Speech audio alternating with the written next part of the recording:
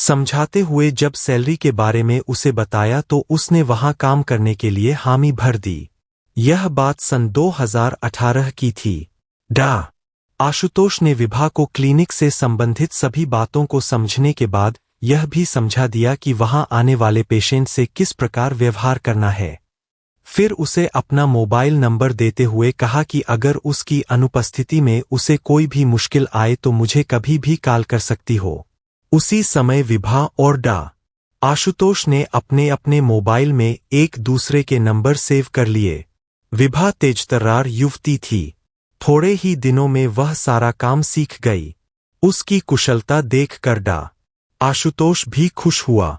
विभा यह काम पाकर पूरी तरह संतुष्ट थी, क्योंकि उसके प्रति डॉक्टर का व्यवहार ठीक था। वह वेतन भी टाइम से दे देता था। इस तरह धीरे धीरे समय का पहिया घूमता रहा। साल भर गुजर जाने के बाद डॉक्टर आशुतोष और विभा आपस में काफी घुल-मिल गए थे। पेशेंट की मौजूदगी में वे दोनों एक दूसरे से सिर्फ काम की ही बातें करते थे, लेकिन जब वहां कोई नहीं होता तो वे हंसी मजाक से लेकर दुनिया जहान की बातें करते थे। बातों बातों में वक्त आसानी से कट जाता था। इसी दौरान डॉक्टर आशुतोष ने मन ही मन विभा को पाने की योजना तैयार की और उस पर अमल करना आरंभ कर दिया। अपनी योजना के तहत शाम को जब वह क्लिनिक बंद करता तो घर जाने से पहले विभा को उसके घर छोड़ने जाने लगा। विभा डा आशुतोष के इस बदले हुए व्यवहार के पीछे की चाल को नहीं भांप सकी। उसने सोचा कि डा आशुतोष खुश होकर उसकी मदद कर रहे हैं। कभी कभार वह विभा को घर छोड़ने से पहले किसी होटल या रेस्टोरेंट में ले जाता, जहां खाने के दौरान वह विभा का दिल जीतने की कोशिश करता था। विभा एक गरीब परिवार से ताल्लुक रखती थी। जल्द ही वह उसकी बातों में आ गई। डा आशुतोष ने जब ताड़ लिया कि विभा उसकी इच्छा का विरोध नहीं करेगी तो एक दिन उसने विभा को शादी करने का झांसा देकर उसके साथ शारीरिक संबंध बना लिया। उस दिन के बाद विभा के प्रति डा आशुतोष का व्यवहार एकदम बदल गया। विभा को खुश रखने के लिए वह उसे महंगे तोहफे आदि देता रहता था, ताकि उसकी जिस्मानी जरूरतों को पूरा करने में विभा आनाकानी न करे। अलबत्ता एक दिन विभा ने अपनी बड़ी बहन को आशुतोष से अपने अफेयर की बात बता दी और यह भी कहा कि कुछ दिनों के बाद डॉक्टर उससे शादी कर लेगा। इस पर उसकी बहन ने उसे समझाते हुए कहा भी कि अमीर लोग गरीब घर की लड़की से शादी करने की बात अपना मतलब निकालने के लिए करते हैं। कहीं तुम आगे चलकर ठगी न जाओ, इसलिए जितनी जल्दी हो सके शादी कर लो।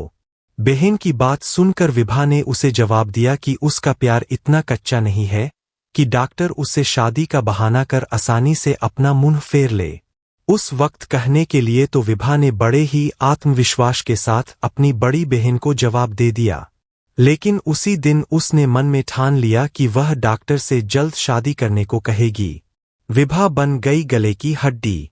इसके बाद जब भी आशुतोष विभा को शारीरिक संबंध बनाने के लिए राजी करने की कोशिश करता तो वह उससे पहले शादी करने की बात करती। इतना ही नहीं, जब भी दोनों क्लिनिक में अकेले होते वह उससे शादी करने का दबाव डालना शुरू कर देती थी। आशुतोष एक बड़े परिवार से ताल्लुक रखता था। समाज में उसकी अपनी अच्छी खासी हैसियत थी। उसने तो केवल विभा के साथ मौज मस्ती करने के लिए उससे शादी की बात कही थी। वास्तव में उसने दिल से कभी विभा से शादी के बारे में सोचा तक नहीं था। इसलिए जब विभा ने उस पर शादी का अधिक दबाव बनाना शुरू किया तो 14 दिसंबर 2020 को आशुतोष ने बात बढ़ जाने पर विभा की गला घोंट कर हत्या कर दी। उस समय क्लिनिक में उन दोनों के सिवा कोई नहीं था। विभा की हत्या करने के बाद आशुतोष ने उसकी लाश एक बोरी में डालकर क्लिनिक के अंदर ही एक कोने में रख दी। अगले दिन वह क्लिनिक में पेशेंट का इलाज करते हुए मन ही मन विभा की लाश को ठिकाने लगाने की तरकीब सोचता रहा। दोपहर के बाद उसने कुछ मजदूरों को बुलाया और क्लिनिक के पीछे बारिश का गंदा पानी जमा करने की बात कहकर एक 6 फुट गहरा गड्ढा खुदवाया। रात को उसने विभा की लाश गड्ढे में डालकर उसके ऊपर नमक डाला, फिर उस पर थोड़ी मिट्टी डाल दी। इसके बाद कहीं से उसने एक कुत्ते की लाश का इंतजाम किया। कुत्ते की लाश को उसी गड्ढे में डालने के बाद उसने उसके ऊपर अच्छी तरह मिट्टी भर दी। कुत्ते की लाश गड्ढे में इसलिए डाली गई कि ताकि विभा की लाश की बदबू आसपास फैलने पर अगर लोग बदबू उठने का कारण पूछे तो वह सबको बता सके कि वहां कुत्ते की लाश दबाई गई है। इस तरह विभा की लाश इस गड्ढे में दबी होने की बात उजागर नहीं होगी। लेकिन पुलिस को विभा की अंतिम काल और उसके मोबाइल फोन की लोकेशन के आधार पर आशुतोष के ऊपर शक हो गया। जब उससे थोड़ी सख्ती बरती गई तो उसने सारा सच उगल दिया। विभा की लाश का डीएनए टेस्ट कराने के लिए सैंपल भी सुरक्षित रख लिया गया ताकि तय हो सके कि लाश विभा की ही थी। विभा की लाश की बरामदगी के बाद इस मामले में हत्या और साजिश की धारा 302, 201 जोड़ दी गई।